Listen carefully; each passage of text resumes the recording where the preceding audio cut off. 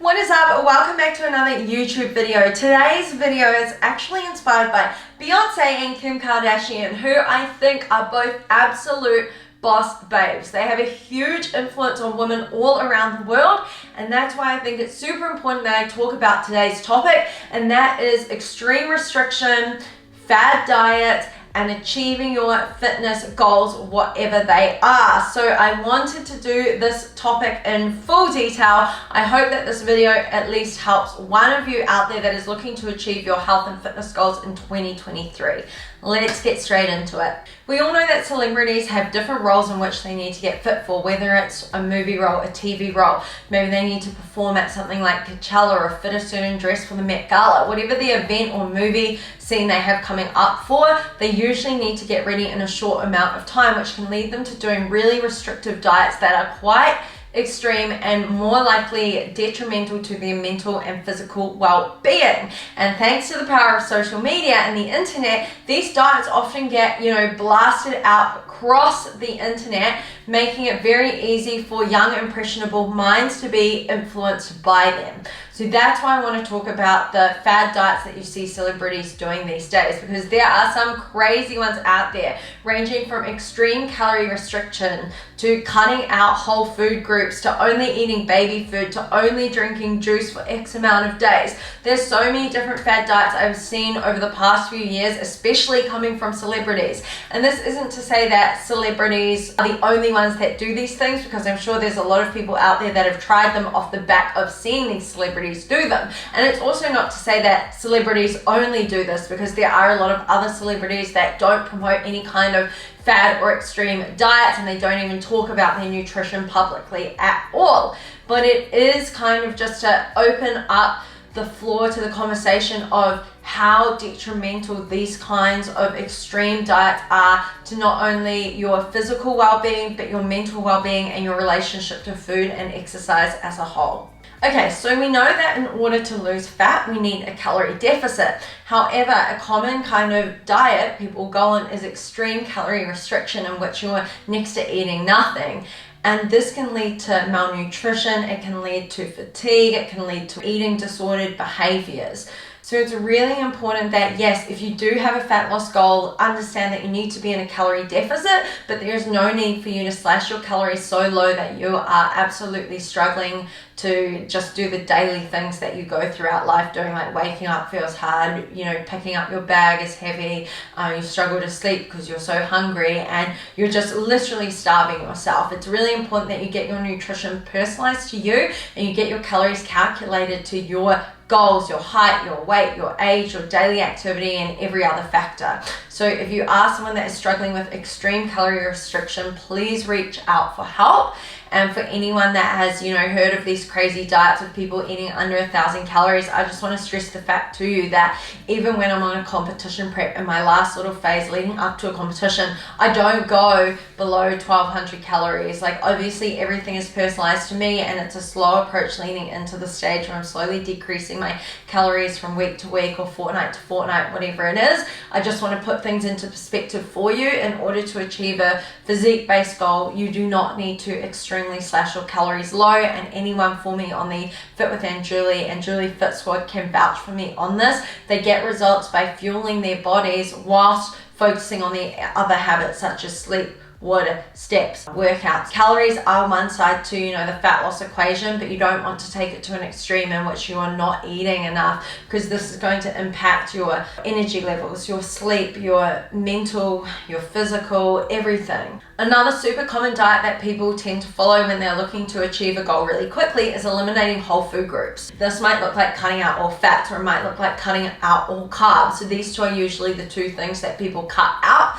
And I'm sure by now a lot of you are aware that cutting out carbs is not the answer to fat loss. I think in the past a lot of people thought that if you did high protein and high fat and you cut out carbs were kind of like this demon enemy thing that would make you gain weight. But of course now we know that in order to lose weight, we need to be in a calorie deficit. In order to gain weight, we need to be in a surplus, which means you are eating more calories than your body requires to maintain weight. It's not necessarily one food group that results in you losing weight or gaining weight. It's more so the total amount of calories you're eating across the day and across the week that will result in whether you lose fat, maintain weight, or gain weight. So when you cut out the whole food groups such as, carbs, it doesn't necessarily mean that you're going to get the results that you want, because if you're still consuming too many calories from proteins and fats, you're still going to gain weight or maintain weight. A better idea is to actually figure out how many calories you need to lose fat, and then having a good balance of protein, fats, and carbs. Why do I say that you shouldn't eliminate fats or carbs? Well, because they both are really important for your overall well-being. Fats are super important for our hormones, for men and women, and carbs are really important to fuel you. So you can actually have a good balance of proteins, fats, and carbs and achieve your goals, even if your goal is fat loss. And chances are it's going to make whatever the diet that you're following a lot easier for you, because you can actually stick to it long term. It's very hard to follow an extremely low carb diet. Instead of saying like, oh, you know what, I can't eat carbs for the rest of my life, why don't you think about actually having a well-balanced nutrition which includes proteins, fats, and carbs that you can stick to for the rest of your life. Cutting out whole food groups can lead to nutritional deficiencies. It can also result in imbalances, which can then lead to digestive issues, heart problems, and many other health issues later down the line. So instead of, eliminating whole food groups such as grains or meats or fish or fruit and veggies, it would be far better if you actually implemented having a well-balanced diet, including fats, carbs, protein, and eating whole foods, including fruits and vegetables. I've honestly even heard crazy kind of diets in which people drink kind of their own mixtures of a cocktail, and that's extremely dangerous. Not only is it an extreme calorie restriction, but you're also missing out a whole lot of micronutrients that the body needs to function. Our bodies need food to help us get through our everyday lives, and our bodies do so much for us. The least we can do is nourish them with some whole foods, as opposed to starving them by drinking these extremely crazy kind of drink mixes that someone saw online. I get that there is a lot of pressure on celebrities to look a certain way, especially if they're going to a massive event like the Met Gala, or they're, doing a movie role that's really huge for their career. And I completely understand that they have their reasons as to why they do that and when they need to do it in a short amount of time. But when they speak about these kind of diets that they do as if it's a badge of honor, when they're, having a Netflix documentary or doing a article for a magazine or a podcast conversation with someone, it really kind of has a lot of power to influence people all around the world into thinking, oh, well, they did it and they lost 16 pounds in 2 weeks, I'm going to do it too. And it's just not healthy. So Beyonce released her diet. Basically what she ate was air, apparently. Because there's no way to, be around the bush about this. Only drinking liquids for a certain amount of time and losing a lot of weight in a short amount of time is not healthy long term. And a lot of these celebrities come out after and say how hungry they were, how tired they were, how miserable and angry they were, and then that all they wanted to do was eat donuts or pizza after said diet was done or the event was done. And it just, it's just not realistic for many people around the world to stick to, and it's not necessary either. So I am really passionate about this. And when I see these articles coming out and so many young women commenting on them saying like, oh, I want to do this, or I want to lose X amount of weight in a short amount of time, it's a really unrealistic standard for you. Just to give you an idea of what is considered as a healthy fat loss range, it's about 1 pound a week. So half a kilo per week is considered healthy. Of course, if you're a lot bigger and you have more weight to lose, you might find that the weight comes off initially faster than 1 pound per week, but everyone is different, and it's super important that you don't compare your fat loss journey to anyone else's, especially not celebrities that are following these extremely restricted diets. Okay, so let's talk about what actually kind of triggered me to do this video. The other day I saw something pop up on my Facebook feed, and it was about some diet that Beyonce did, because I think she came out and talked about it in maybe a Netflix documentary or something, and she was saying how hungry she was doing this diet for Coachella. No bread, no carbs, no sugar.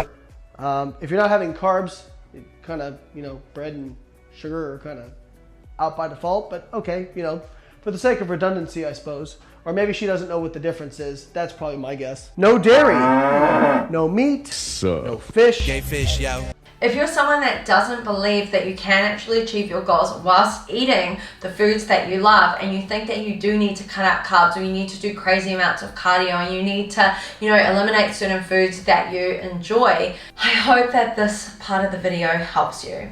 Bella is a prime example. She came to me doing keto. She wanted to lose weight. She was really struggling to stick to keto, and what she was doing wasn't working. So I got her eating in a calorie deficit, but with a balance of proteins, fats, and carbs. And as you can see, she not only got the results that she wanted, but she actually enjoyed the journey a lot more, which made her more compliant to actually stick to what we were doing.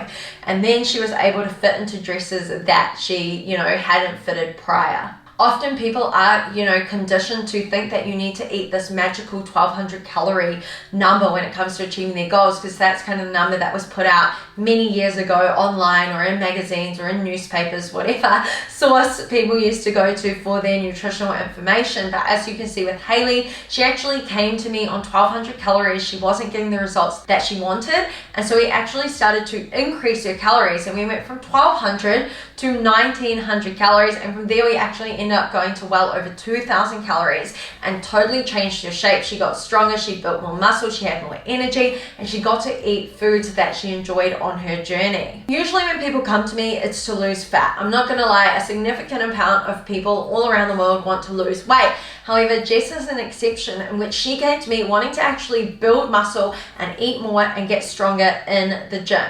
So we actually went from where she was here to eating more food, getting her calories close to 3,000, and building muscle over 2.5 years before she decided to go down the path of competing in the WBFF, and now she's into powerlifting. In the past, we've been told to get smaller, to look leaner, to be more feminine, to not lift weights, and it's all around cardio in the past when women were working out. But it's super empowering to see so many women getting into the gym, lifting heavy, and not being afraid to, challenge themselves with weight selection and eat more food to grow. I'm super excited to be on a build phase right now and eating around 2,500 calories. Gone are the days of people thinking that, having a lean core and being super shredded and being small is the epitome of, health and fitness. Because in reality, health and fitness looks and feels different for everyone, and it's about finding what is best for you and being able to enjoy the process. Let's talk about Sarah. She came to me in a really mentally and physically not so great place. She wanted to lose fat and take control of her life again and start working out. So we did that, and in 90 days, she dropped about 8 kilos before going into a reverse diet. She stuck to absolutely everything that I said over the next year or two. And we managed to go from losing that to reverse dieting to building her glutes for about 2 years. And then she decided that she wanted to compete, which was pretty cool because we ended up being backstage together last year in April in the Gold Coast. She went on to compete a couple more times and actually went pro over in Texas in the USA. And now, of course, we are both WBFF pros. But it was really cool to see how much she could change over the course of 3 years with consistency. Now, the interesting thing about all these women that I've shared is all of them ate carbs, all of them ate fats, all of them weightlifted, and all of them had key habits that they followed in terms of steps, water intake, sleep. Not one of them eliminated the foods that they loved in order to achieve their goals. Still not convinced? Look at Dana. She came to me, postpartum. She wanted to feel more like herself again. She committed to working 8 weeks with me, shredding down.